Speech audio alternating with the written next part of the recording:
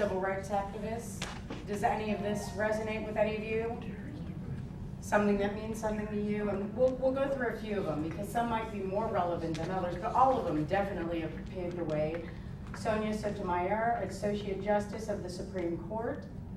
And I think in the framework too of, North Miami Beach is a very Hispanic and diverse area, but a lot of Latin influence, so it's kind of nice to see all the diversity too among the women. Sally Ride, certainly, physicist and astronaut. Sad a little bit, but good that she got where she was.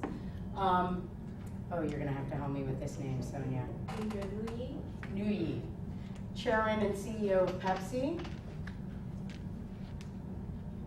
And of course, we all know Oprah Winfrey, right? Who has had more success than Oprah Winfrey?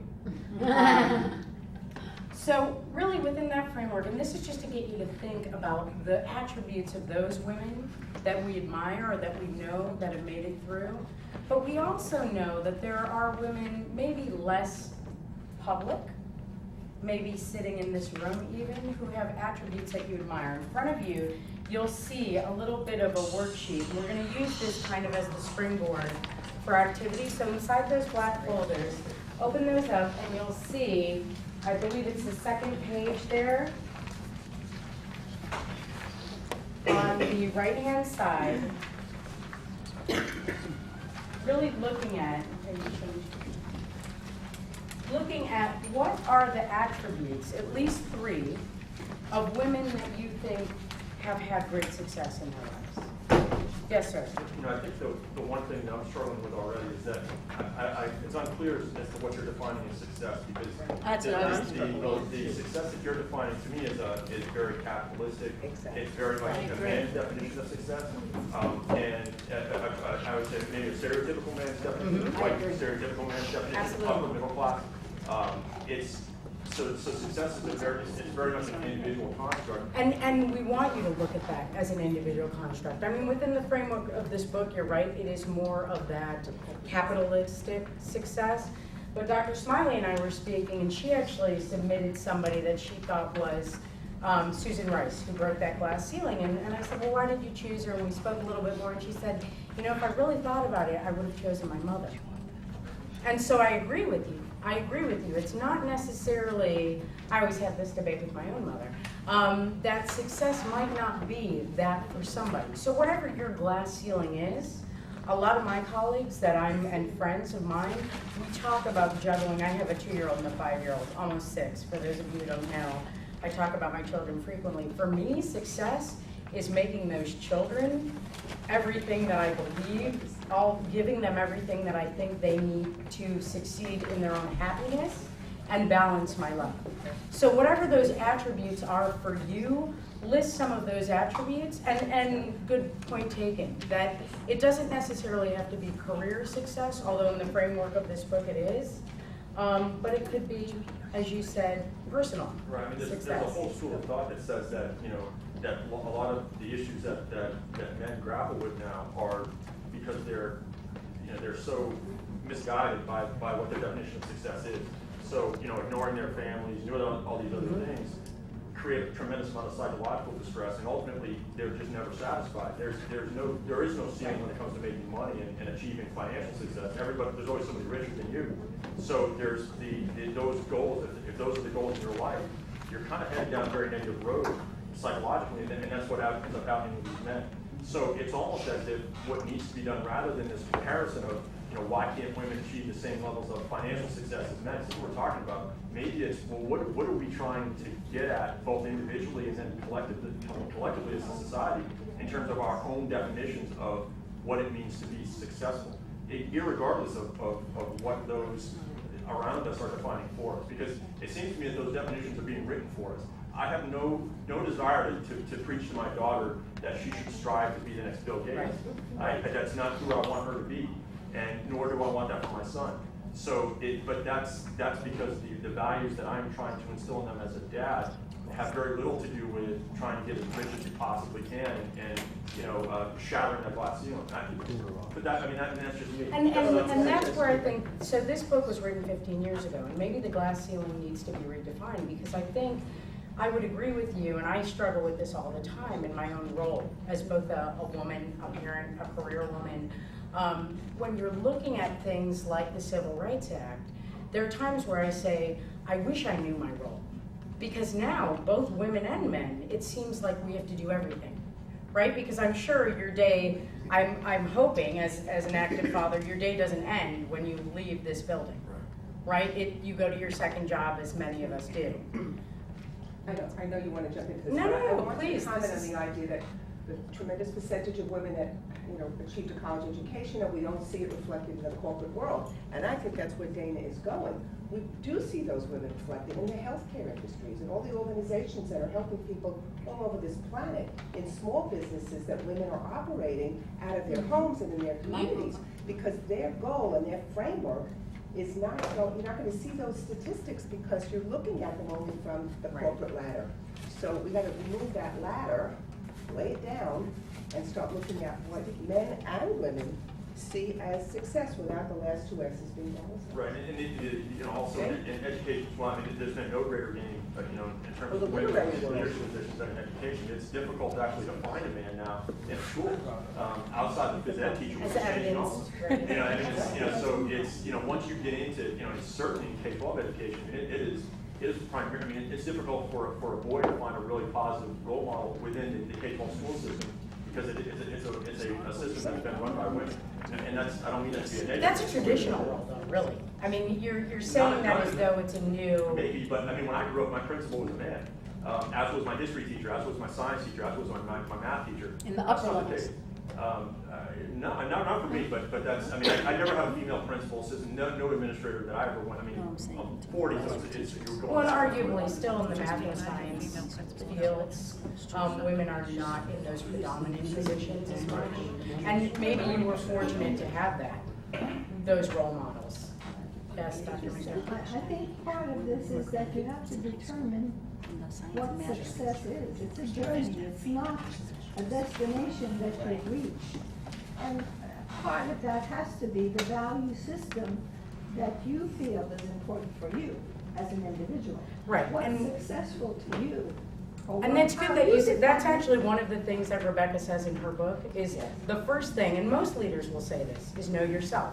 Know yourself, Right, know yeah. yourself and know what values and how your values align, And you have to know what you want, where you want to go. where you want to go. And Right. what's important to you, and all those things about how much time you spend on the things that are most important to you. But I don't think that I don't think they're mutually exclusive of each other. No. And I think if you look at the framework that's set up, it is a lot about that. What is success for you? I certainly wouldn't be working for an organization that didn't value diversity, collaboration, innovation. I mean, those are things that are important, and I hope important to all of us, and that's why we're here. We're all in a place where we're in a helping field.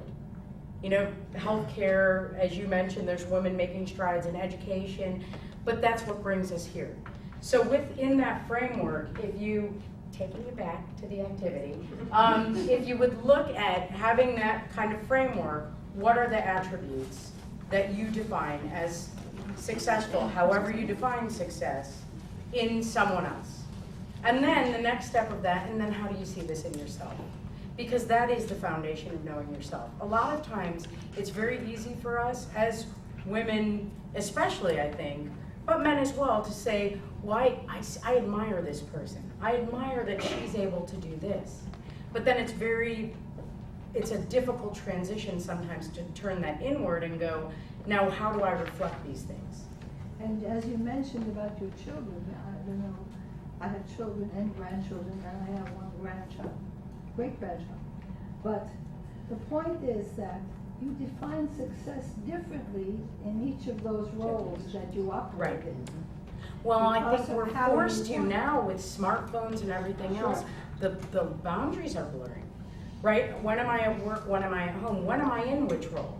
Because sometimes they're very blurred. So I don't think that you can say in this, I don't know that I'm wearing different hats or if I'm just got them all stacked up. There's a book, Hats for Sale, where they have all the hats stacked up. Sometimes I feel like that, like you're balancing them all on your head. You had something to add? Yes, I think one of the measures of success is balance. So actually I will credit Dr. Driscoll, one of my great mentors, for telling me, advising me to find balance, better balance in my life, or more balance in my life. Right, and see, and this book was written for women, but all of those things, I really think it's universal. It's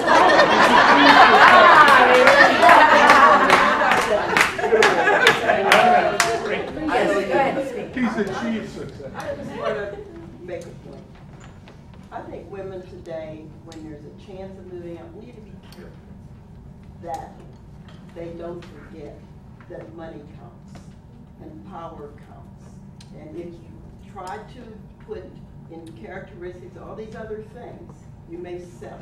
There is a glass ceiling, and power and money will break the glass ceiling. And so when you look at it, don't settle for all these other things. They're important. But if you look at the real world, you know what counts.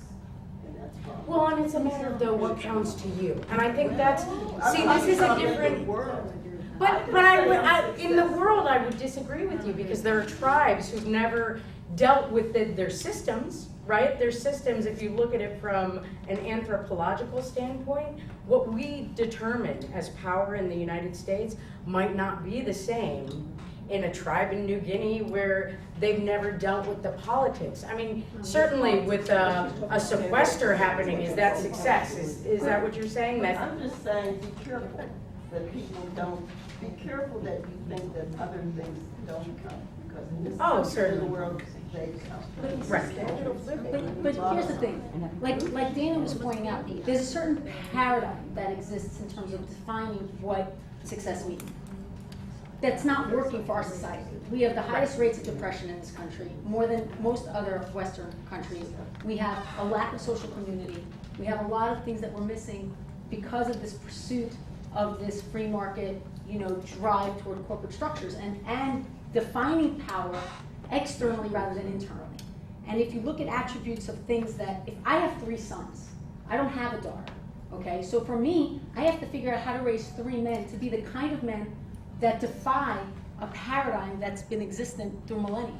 So I look at that and I say to myself, how do you explain to them what it means to be a man in a world defined, and they live in a white privileged world, which adds a whole other level of issue and problem for them, and so I look at that and I say, okay, when you started this, you said, we're gonna talk about successful women, you made a statement, and I thought to myself, oh, okay, because we have a room full of that, right? That was my first response to what you said. I said, oh, we have a room full of successful women. Nobody in this room didn't set a goal and achieve it. That's why we're all here.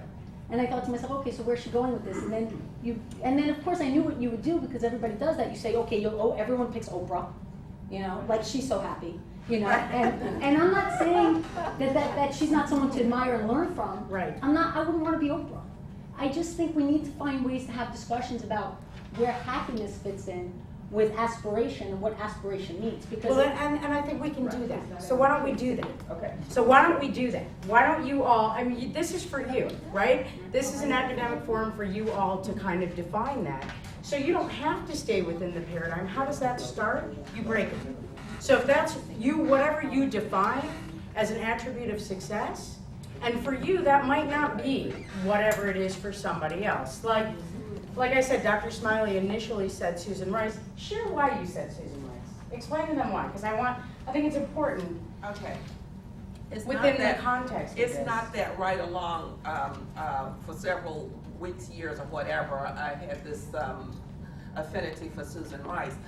Where I really developed a respect for Susan Rice is when everything was going on, the chaos about her nomination in Washington, when all of that business was going on, and when she reached the point to pull back so that maybe something positive could go on. And I'm thinking that at that level, if you can look or envision something down the road, and you are the person who may be impeding the success or getting things done, and you sort of move back, not completely out of her position or what have you, but move back so that things could take place. I think that is very honorable and something to look for. And that's success beyond the capitalistic dream. Beyond climbing the corporate ladder, as you say. So I think it still does work 15 years later, because a lot of it is, yeah, knowing yourself, kind of moving up in the world, but that might mean something totally different for you. So if you